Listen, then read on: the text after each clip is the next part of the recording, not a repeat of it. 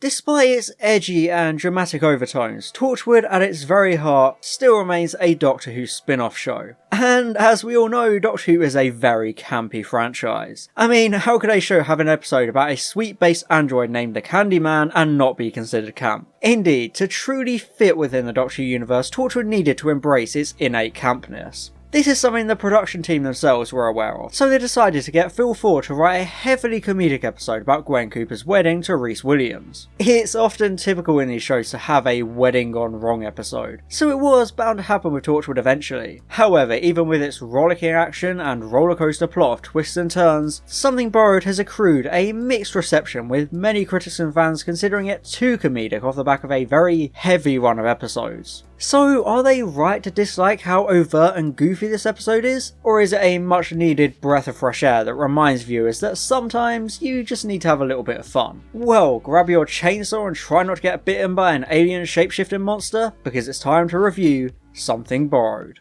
Actually, do you feel like getting a bite? Something Borrowed has to be the weirdest episode of Torchwood to ever exist. And no, I'm not forgetting about Chris Chibnall's horny fever dream known as Day One. There's simply nothing quite like Something Borrowed. It starts off perfectly normal as Gwen arrives late for her stag do, having chased a shape-shifting vampire through Cardiff. So the average night for Torchwood, to be honest. And when you consider that the spin-off was based on Buffy the Vampire Slayer, they were bound to do their own vampire story eventually. At least they had the courtesy to wait until the second series to do it. The opening is nice and chaotic as we flash back throughout Gwen's night, seeing how she got bitten by said vampire. Let's just hope she's a Resident Evil protagonist, since they can survive being bitten by anything if they slap some herbs or goop juice on it. I'll never understand that logic, but it doesn't matter. However, apparently Torchwood operatives don't have that kind of plot armor, as Gwen wakes up on the morning of her wedding fully pregnant. This is such a bonkers opening cliffhanger, I can't help but love it. It's so wild, taking everything you expected from the show and throwing it out the window. It's honestly incredible. Indeed, it turns out when the alien vampire bit her, he inseminated her of his eggs, which sounds about right for some weird shape-shifting alien. Not exactly a story to tell the grandkids then. The fact Gwen is fully pregnant on her own wedding day creates a fantastic premise for such a bonkers episode, since it allows for some good character dynamics to come into play. Jack and Owen seem to automatically assume Gwen will just postpone her wedding so she can recover in the hub, but that shows their own detachment from humanity. I mean, they're literally both immortal, so they're not exactly great at being human these days. They're so consumed by work and the practicality of the situation that they completely overlook the human element. Weddings are expensive. I mean, I literally worked for a hotel that did weddings, and it's not a cheap thing to set up, so it's not as easy to postpone as the pair think it is. But it's not even just about the money, it's unfair on Rhys. It's his big day as much as it is Gwen's, so it'd be bang out of order to cancel it. He's already had to deal with Torchwood getting him stabbed, shot, mind wiped, having his fiancée forget him, and God knows what else. To have Torchwood get in the way of his wedding would be a step too far for his and Gwen's fractured relationship. We saw him meet that they were finally on the mend by letting him in on the truth about her job, with Adam then challenging their relationship all over again. So all of that context makes it understandable that she fights for the right to have her wedding on her terms, even if it does mean a bit of an awkward ceremony. In a way, she's finally sticking up for Rhys, like she did at the end of Meet. So it's a really good character moment for her, especially because she refuses to let Rhys cancel the wedding either. Do you not understand what I'm saying, Rhys Williams? All I want to do today is marry you. And Rhys isn't dumb. Well, not all the time. He immediately knows this whole mess is all Torchwood's fault. He and Gwen have a little bit of a spat, but it speaks wonders to their newfound trust in each other that Rhys isn't angry at Gwen herself, he's angry at Torchwood. And he's quite right to. I mean, it was the night before her wedding. I don't see why Jack, Yanto or Tosh couldn't have dealt with the vampire instead. I guess it goes back to that lack of humanity. The team is so removed from regular society that they just kind of forget what normal people do. It's one thing to work a 9-to-5 office job the day before your wedding, but fighting aliens 2 hours before your hen do seems a little bit too risky and unfair on the operative. We know Gwen is committed to her job, which is why the others should have stepped in and made sure she was out of any danger before such an important event, yet they failed her. Now it's up to Gwen and Reese to try and salvage their wedding, with Gwen having to reveal her pregnancy to her parents under the pretense that it's a real, totally normal human pregnancy she just hid from them. I do like the inclusion of her parents in this episode. Now that Reese knows all about Torchwood, Gwen needs an outside presence to conceal truths from, so they're good foil for that, once again showing the multitude of issues that come with juggling Torchwood and the normal world. She has an entire wedding guest list to reveal her pregnancy to, so it's not exactly the easiest morning. Hey, at least the King of Style Yanto was helping to find her a new dress. You'd be surprised, we're quite used to men buying for their friends. Thanks to Yanto's eye for design, Gwen has a good dress ready for her radical new figure. She again has to look her parents in the eye and lie to them, which you can tell really hurts her to do. She so desperately wants to tell the truth, they deserve it, but she can't. It all comes to a head as she falls and explains everything about her job and the rift. However, much like everyone in this universe, her dad doesn't believe her. Now, there's two sides to this. Yeah, I can understand him not believing her, since there's retcon and simple denial. People are always forgetting aliens exist in the Doctor universe, and if your daughter came to you on her wedding day saying she was pregnant with an alien she was hunting as part of a job working for a secret organisation, you'd find that a bit hard to believe. But on the other hand, there has been so much alien interference in this universe that it seems more of a stretch of the imagination after each big invasion or event. But I guess you can never underestimate the human ability of ignorance. The parents are also good for a realistic, down-to-earth atmosphere, because it wouldn't be a good wedding without families hating each other. Indeed, Gwen's mum and Reese's mother absolutely detest one another. So there's some lovely cattiness as they make snide comments, all with pleasant fake smiles plastered on their faces. I always love when characters have to do this, it makes for great moments. What a lovely outfit. Such a brave choice for you. Something not so veiled though is Reese's disdain for Jack. As we saw in Meet, they don't like each other one bit. That's for calling my mother an ugly bitch! They essentially just tolerate each other for Gwen's sake, so I like that Reese shuts Jack down here, having a backbone. Gwen is stubborn enough that she probably volunteered to track down the vampire, but Jack should have done better to protect her. It gives Reese more justification for disliking Jack, even if Gwen doesn't think he was at fault for what happened. It also wouldn't be an episode about a Torchwood member getting married without addressing the other simmering love storylines, mainly Tosh and Owen. This will they won't they storyline is one of the most prevalent narratives during Series 2, but it had kind of taken a backseat during Owen's death trilogy. The pair only had a few scenes across the episodes, but nothing too major. Here, Tosh invites a living dead man to the wedding. Despite his character growth during that trilogy, Owen maintains that he's not a wedding person. He prefers to love them and leave them, so to speak. I usually try not to bring up things from future episodes to add context to earlier episodes, but in Fragments we actually find out that he himself was planning a wedding before his fiancée died. It explains a lot about his reluctance to form relationships, so once you know that context, the whole vibe of this interaction changes. He almost has to face his past in a way. For a scene between Owen and Tosh in Series 2, it does surprisingly little to further their narrative, but it's just kind of reminding you it's there, especially as Gwen reassures her co-worker that she can still maybe get things going with Owen, although they both know it's probably not going to happen. In sickness and in health, till death do us part. It's going to sound like a bad joke, isn't it? Love is in the air at the wedding, all around. Indeed, the duo of Banana Boat and Mervyn are on the prowl looking for some action. Banana is denied by Tosh, but Mervyn seems to strike it lucky at the bar of a mysterious woman, using the classic flirtation tactic of stabbing her with a pin. Oh, so that's where I've been going wrong all these years. However, Owen has discovered some bad news. The vampire wasn't alone. He had mated for life, and now his partner is going to hunt down Gwen to rip her open for her children. Whoops. It's too late for Mervyn though, since the woman he's getting jiggy with is said partner, so he ends up a victim of the age-old death by snoo snoo. Personally, I prefer my vampire women 9 feet tall, but I guess beggars can't be choosers.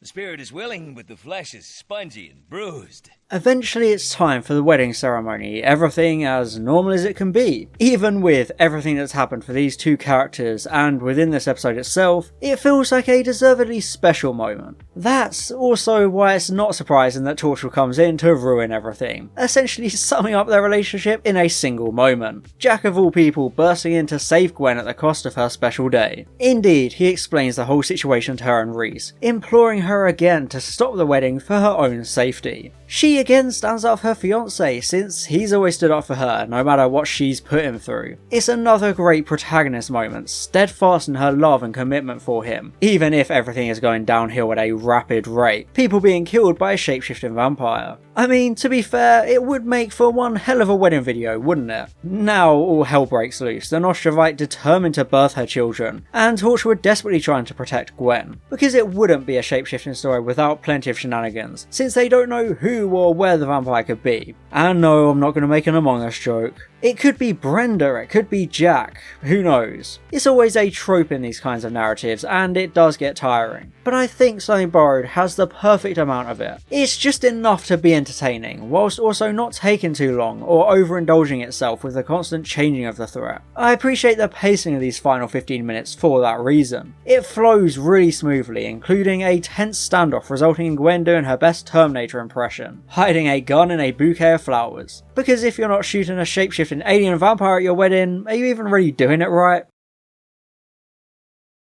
I've spoken before about my sheer disdain for the romance between Jack and Gwen. There were hints of it in Series 1, but Series 2 decides to imply it even more, setting up a bit of a love triangle. It's by far my least favourite thing about Series 2, and Something Borrowed seems to be pushing that narrative once again as Jack tries to smooch Gwen, only for her to hit him with a vase because he's a vampire. Much like Miracle Day showed, motherly Gwen is one hell of an action hero. I also think it's quite gratifying for Owen and Reese, who get their own pops at the vampire masquerading as Jack. Reese probably wouldn't hit the real Jack with a chair like he's in WWE, but since this is an antagonistic alien, he has a good excuse to. It's the same with Owen, who has always had his spats with his boss, so now he gets free reign to pump bullets into him like there's no tomorrow, although much like the last time, it's not permanent. Again, it's a good use of the shapeshifting mechanic. It's only the second time, so the idea still feels fresh, whilst paying off character stories like Gwen firmly rejecting Jack in favour of Reese, finally ending this ludicrous idea of a love triangle. I also adore that the alien can't kill Owen. After ending his trilogy, it would be easy to forget the fact he's a walking corpse, but I really appreciate that they don't. Even though he wants to be ripped to shreds and finally die for good, the vampire just disregards him because, well, he's already dead. It's just a confusing anomaly for this alien, who doesn't really have the time to wrap her head around it. I just think it's a great piece of continuity in a single moment, keeping Owen's death firmly entrenched within his character writing. It thought I'd gone off. Despite all the bullets pumped into the monster, she's still going. Luckily for everyone, Owen yet again improvises to save their bacon, since he made sure to pack the Singularity Scalpel from Reset.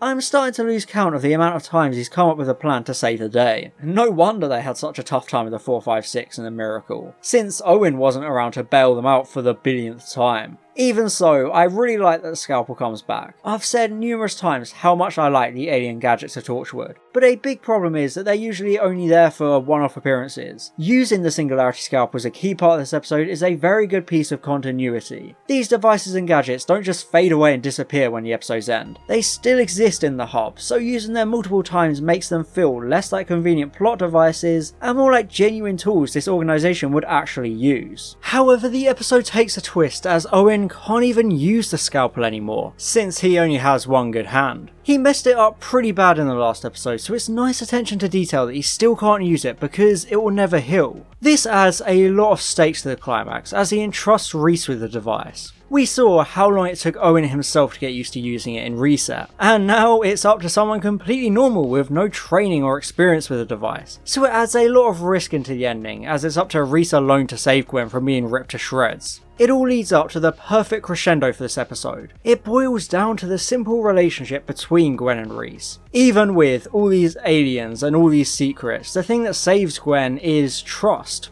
Plain and simple. She has to trust Reese to save her life, a culmination of all their struggles as a couple throughout the show. He would do anything for her, and I guess killing alien vampire babies with a sci-fi gadget is included on that list. So when it comes to it, it's a character climax above all else, which I really appreciate. They have been through so much together, so it's the ultimate symbolism of Reese's love for his fiancée. However, even though the babies have been destroyed, the Nostrovite is still after Gwen, this time in the form of Reese's mother. I suppose when you really look at it, this confrontation could be construed as Reese refusing to let his parents control his life. We saw earlier that his dad was trying to convince him to call the wedding off, and we know how much Brenda hates Gwen's mum, so the implication is they would rather he not marry Gwen at all. It's like this moment is an acknowledgement of that fact as he becomes his own man and prepares to strike the vampire down with a chainsaw. Sure, Jack gets the final shot to save the day, but Rhys is the real hero of the episode. I mean, in the Zygon invasion we saw proper trained soldiers find it impossible to kill shapeshifted versions of their loved ones, but here Rhys was ready to hack his own mum to death without hesitation. Gwen really doesn't know how lucky she is to have a mega Chad like Rhys marrying her.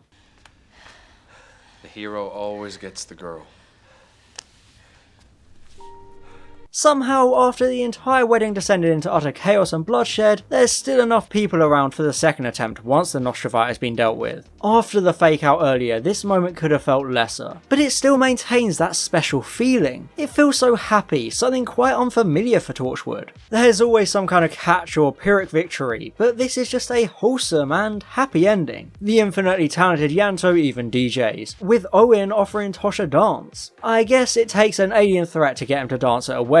She had better take notes. There's also the surprising moment of Rhys allowing Jack to dance with Gwen. I guess he no longer has to worry about him bonking her on the side since he now knows her loyalty to him after the story. Like the scene with the shapeshifter, it's that rejection of the love triangle. Finally moving on and allowing Gwen and Rhys to be together without the looming threat of an affair. Although it still doesn't quite let go of the idea. Jack's still giving her the eye even when he's dancing with Yanto, which is a sentence that I suppose kind of sums series 2 up in a way.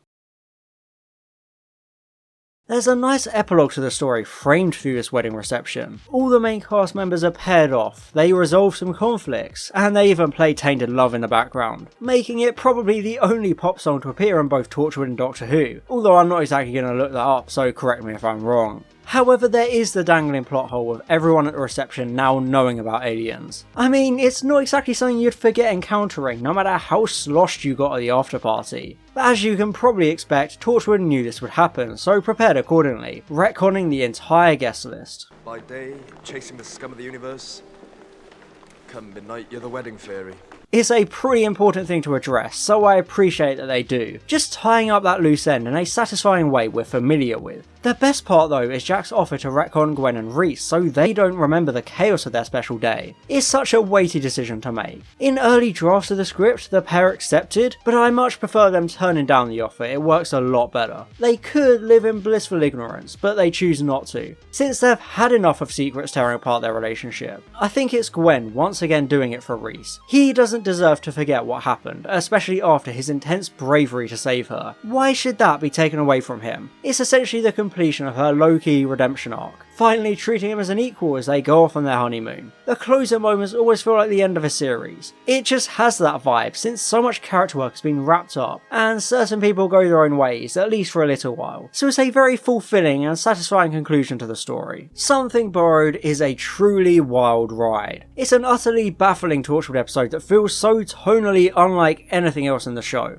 I suppose there's a bit of a tonal whiplash going on, since you have the extremely dark and thought-provoking Day in the Death, followed by a wacky wedding runaround with a Monster of the Week. Even so, I don't think that reflects badly on Something Borrowed. Sometimes it's good to have purely fun episodes like this, episodes that don't take themselves too seriously. Sure, there is some important character work with Gwen and Rhys's relationship, which takes centre stage very effectively, but it's just supposed to be an enjoyable romp. A promise it more than delivers on. It's incredibly well paced with a punchy plot that flies by, and the performances are all on point, straddling that line between camp and dramatic. The stakes are good, and similarly to Meat, Eve Miles and Kai Owen are brilliant in their respective roles, bringing the perfect characterisation to Gwen and Rhys's difficult relationship. I had memories of Something Borrowed being mediocre and a bit fillery, but I'd actually put it at a B on the Torchwood Series 2 tier list. It's surprisingly enjoyable, even if it is goofy and mostly inconsequential. Sure, the whole ruined wedding narrative is a trope in these kinds of shows, but I think it works well here since it was built to throughout the series and uses the plot for brilliant character growth and development. If you want a simple Torchwood episode to slap on and have a good time with, Something Borrowed is probably a good choice. It's fast, fun, and utterly bonkers. I can't help but enjoy it through and through. And I'd like to give an extra special thank you to all my gold level patrons: Alex Marston, Calvin, Daniel Shillito, Fallon Cortez, Franz Horn aka Line Vortex, George, Herna Verzog, John, and Stefan Never Miller. Thank you so much for your support.